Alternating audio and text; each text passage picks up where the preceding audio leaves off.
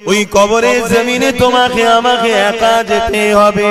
প্রতিদিন এই মাটি তোমাকে আমাকে ডাকে আর বলতে লাগে, এ মনুষ্য জাতি রে, এত অহংকারের সঙ্গে আমার বুকের ওপর দিয়ে ঘুরে ঘুরে বেড়াচ্ছিস, জানিস আমার বুকের ভেতরে তোকে একদিন আসতে হবে। আমি কবর একা থাকার জায়গা, আমি কবর পোকামাকড়ের জায়গা, আমি কবর অন্ধকার জায়গা। এই কবরে আসার আগে তৈরি হয়ে আয়, নচে তোর এখানে কিন্তু বড় কঠিন মুসিবতে পড়বি।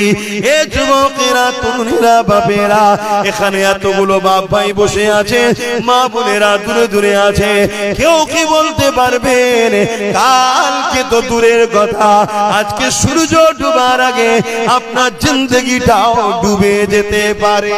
অথচ আল্লাহ পাক কোরআনের মধ্যে বললেন, ওয়ালতানজুরু নাফসুম মা কদ্দামাত লিগাদ, প্রতিটা নফসের উচিত পরকালে বেশি বেশি করে ভাবা কি হবে আমার পরকালে। এই দুনিয়ার জিন্দেগি তো আসল জিন্দেগি নয়, আসল জিন্দেগির জন্য তো দুনিয়ার জিন্দেগিতে পরীক্ষা দিবার জন্য এসেছি।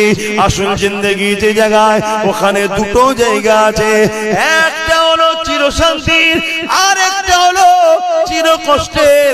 যেমন যৌবনে যদি তুমি আমি মেহনত করে নি, তাহলে দুনিয়ার জমিনে তুমি আমি প্রতিষ্ঠিত হয়ে যাব।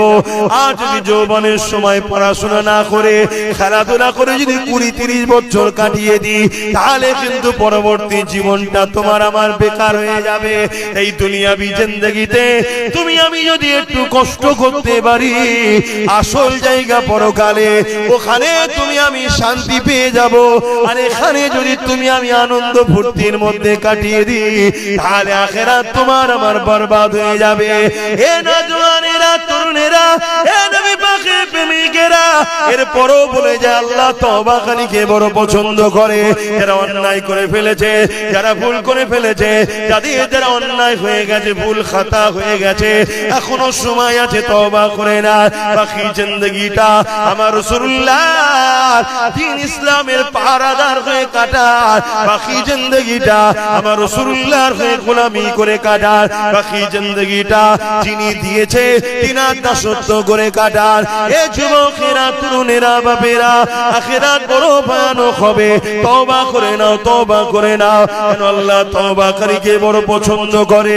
আল্লাহ পাকের কাছে ক্ষমাটা চেয়ে নাও। যেমন ইতিহাসের তারিখের মধ্যে পাওয়া যায়, হযরতে মুসা আলাইহিস সালামের জমানাতে এক যুবক ছিল যে কিনা ক্ষমতার জোরে বড় অন্যায় করেছে, বড় পাপ করেছে, অত্যাচার করেছে। এমন কিনা দেখা যায় প্রতিদিন একটা একটা করে নারীকে তার বিছানাতে সে নিয়ে আসতো। এরকম অসভ্যতা কাজও করেছে। প্রতিদিনের না একদিন সে বাজারে গেছে, বাজার থেকে এক গরিব ঘরের কন্যাকে, নারীকে খরিদ করে নিয়ে এসেছে। তৎকালীন সময়ে 60 দিরহাম টাকা দিয়ে খরিদ করে নিয়ে এসেছে। এই নিয়ে আসার পরে যখন রাত্রি তার খাস কামরাতে যেতে লেগেছে, ওই সময় যুবকটা দেখতে লেগেছে ওই নারীটা এমন করে থরথর করে কাঁপে আর চোখ ভরা পানি, কাঁদতে লেগেছে। এই যুবকটা বলতে লেগেছে, কেন আপনি কাঁদতে লেগেছেন? আপনি তো আমার থেকে অর্থ নিয়ে খুশি মনে এসেছে, আজ আপনি কেন কাঁদছেন? ওই কন্যা নারীটা বলতে লেগেছে, এ যুবক রে, আমি কোন খারাপ চরিত্রহীন নারী নয়, অভাবের জ্বালায় কয়েক মাস ধরে রাস্তা খুঁজছি বিপদ থেকে বাঁচার কোন উপায় না পেয়ে আজকে তুমি আমাকে অর্থ দিয়ে খরিদ করে এনেছো। কিন্তু পাপের কাছে যখন আগিয়ে এসেছি, আমার আল্লাহ পাকের কথা মনে পড়েছে। আমার আল্লাহর ভয়েতে আমি কাঁদতেছি ও কাঁপতেছি।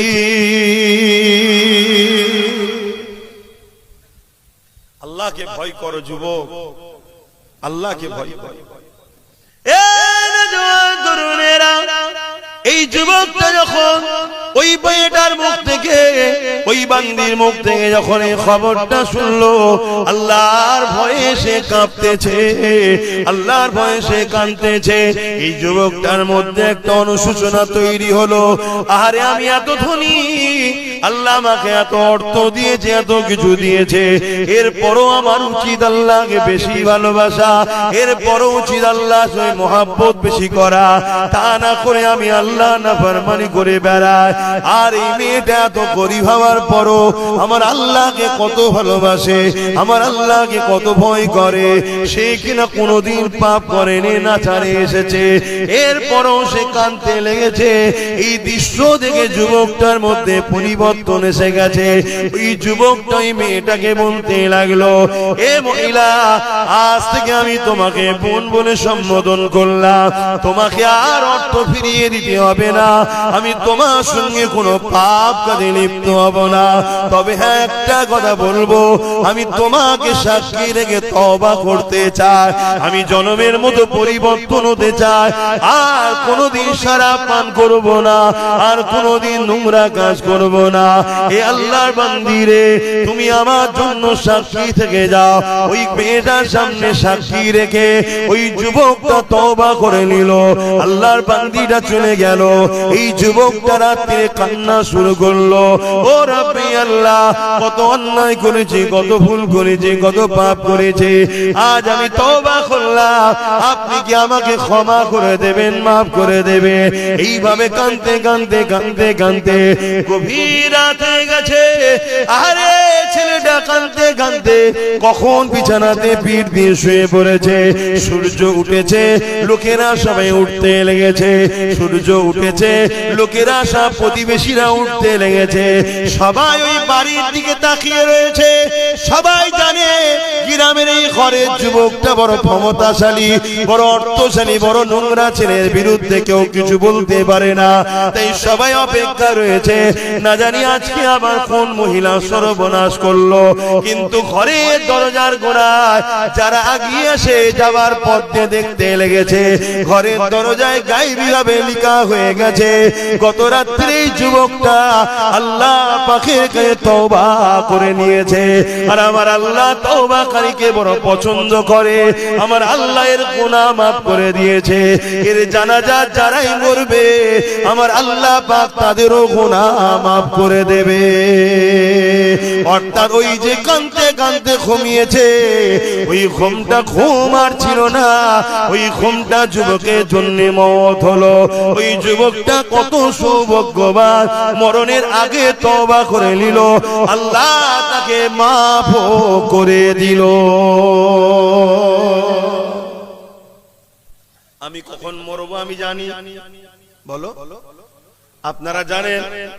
আপনি কখন মরবেন কেউ জানে? কালকের অপেক্ষা নয়, আজকেই তওবা করুন। না, আবু জেহেলকে নবী কম চেষ্টা করেছে, নবী চেষ্টা করেছে। নবী যার মুখের কথা তো দূরের কথা, অন্তরে শুধু বলেছে, আল্লাহ কাবাকে যদি কিবলা বানিয়ে দিতেন, মসজিদ আকসা থেকে মুখটা ঘুরিয়ে নিয়ে কাবাকে যদি কিবলা বানিয়ে দিতে, ইব্রাহিম নবীর বানানো ঘরটা, আমি রাসূলুল্লাহ বড় খুশি হতাম। নামাজের মধ্যে, হৃদয়ের মধ্যে শুধু ভেসে উঠেছে, আমার আল্লাহ জিবরাইলকে পাঠিয়ে দিল, এ জিবরাইল জলদি করে যাও, আমার হাবিবকে যে জানিয়ে দাও আমি আল্লাহ আমার হাবিবের মনের আশাকে কবুল করেছে।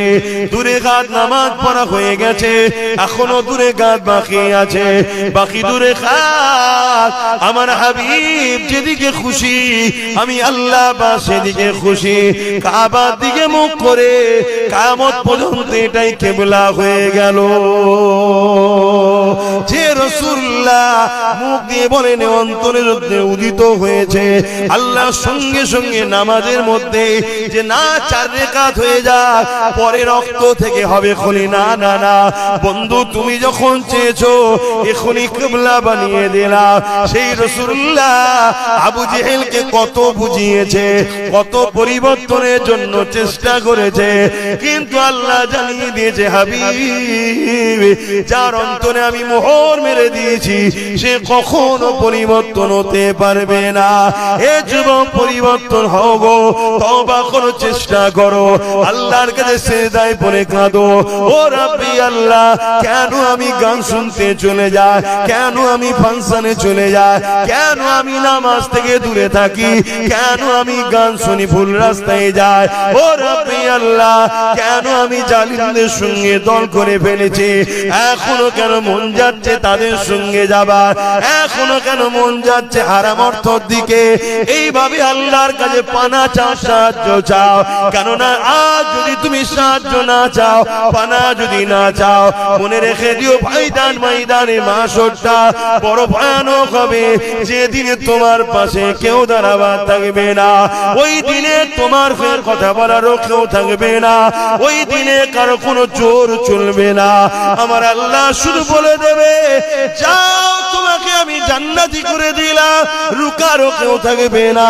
আর যাকে বলবে যাও তোমাকে জাহান্নামী করে দিলাম, ওই জায়গাতে কোনো রকম আর গুঞ্জাইশ চলবে না। পা দুটো আসমানের দিকে করে জমিনের দিকে পা করে দিয়ে মাথা করে দিয়ে ঘিসড়ে ঘিসড়ে জাহান্নামে নিয়ে যাওয়া হবে। এ যুবক আল্লাহকে ভয় করো। তবে বাবাদের মায়েদের যুবকদের বলে দিয়ে যায় দুনিয়াতে আল্লাহ পাক ছাড় দিয়েছে, ছেড়ে কিন্তু দেয়নি। একটা দিন আল্লাহ পাক তোমাকে আমাকে উঠাবে, ওই দিনটা হবে ময়দানে মাশর, যে দিনে আল্লাহ পাক জিবরাইল আলাইহিস সালামকে বলবে এ জিবরাইল আমার জাহান্নামকে নিয়ে এসে আমার আরশের বাবাসে বেঁধে দাও। হযরত জিবরাইল আলাইহিস সালাম চলে যাবে, জাহান্নামকে নিয়ে এসে আর সে বাপাসে বেঁধে দেবে। 70,000 জিঞ্জিল দিয়ে আল্লাহ পাকে জাহান্নামকে বাঁধা হবে। এক একটা জিঞ্জিলে 70,000 করে ফেরেশতা ধরে রাখবে, তথাপিও জাহান্নামকে ধরে রাখতে পারবে না। জাহান্নাম লম্বা লম্বা জিহ্বা করে গুনাহগার উম্মতিদেরকে ধরতে যাবে। এ যুবকের এই দিনটা তো কঠিন দিন হবে, যে দিনেতে বাপ নিজের ছেলেকে জমিনে শুইয়ে তার বুকের উপরে পা দিয়ে দাঁড়িয়ে যাবে, যে দিনেতে ছেলে তার বাপকে জমিনে শুইয়ে তার বুকের উপরে পা দিয়ে দাঁড়িয়ে যাবে, যে দিনেতে মা মেয়ের বুকের উপরে পা দিয়ে দাঁড়িয়ে যাবে, মেয়ে নিজের জনম দুঃখিনী মাকে জমিনে শুইয়ে দিয়ে তার বুকের উপরে পা দিয়ে দাঁড়িয়ে যাবে। এক কথাই যার উপরে যার জোর চলবে তাকে জমিনে শুইয়ে দিয়ে তার বুকের উপরে পা দিয়ে দাঁড়িয়ে যাবে। সাহাবা হুজুররা বলতে লাগলে ইয়া রাসূলুল্লাহ হাবিবাল্লাহ এইরকমটা কেন হবে? আল্লাহ নবী জানিয়ে দিলেন বাবা সাহাবারা, লোহা যেমন আগুনে দিলে পুড়ে পুড়ে লাল হয়ে যায়, সূর্য সেদিন মাথায় রাখবে দেখতে লেখা তো পরে আল্লাহ নামিয়ে দেবে, সূর্যের 12 গুণ তাপ আল্লাহ বাড়িয়ে দেবে। এই সূর্যের তাপেতে জমিনটা পুড়ে পুড়ে লাল হয়ে যাবে, এই জমিনে দাঁড়াতে পারবে না। এই যার উপরে যার জোর চলবে তাকে জমিনে শুইয়ে তার বুকের উপরে পা দিয়ে দাঁড়াবে। কি হবে এই দিনে যুবক ভাবো, তোমার কোন দাদা এদিন তোমাকে বাঁচাবে, তোমার কোন দিদি এদিন তোমাকে বাঁচাবে? কেন তারাতে গিয়ে থেকে কনফার্ম টিকিটে জাহান্নামের লাইনে থাকবে, তারা তো তোমার আমার কাতারও তাকে থাকবে না। তাহলে এই দিনে তোমার আমার কি হবে? এই দিনে যখন আল্লাহ জিজ্ঞাসা করবে এ বান্দারে হাত দিয়েছিলাম আমি, আমার জন্যই হাতে কি করেছি বল? বান্দা পা দিয়েছিলাম আমি, এই পায়ে আমার রাস্তায় কখনো কতটা হেঁটেছি বল? আমার জন্য কি করেছি বল? বান্দারে জবানে কথা দিয়েছিলাম আমি, এই জবানের কথা তাআলা আমার জন্য কি বলেছে বল। এ আমার বান্দারে, চোখে রোশনি দিয়েছিলাম আমি, এই চোখে রোশনি নিয়ে তুই আমার জন্য কি দেখেছি বল। বান্দারে, জিন্দেগি দিয়েছিলাম আমি, যৌবন দিয়েছিলাম আমি, তাকত দিয়েছিলাম আমি, জমিন আমার ছিল, আসমান আমার ছিল, গাছ তুই লাগাতিস, ওই গাছকে বাঁচিয়ে সরষের ফুল ফুটিয়ে ফসল ধরিয়েছিলাম আমি। এ বান্দারে, আমার জন্য কি করেছিস বল। কি উত্তর দেব?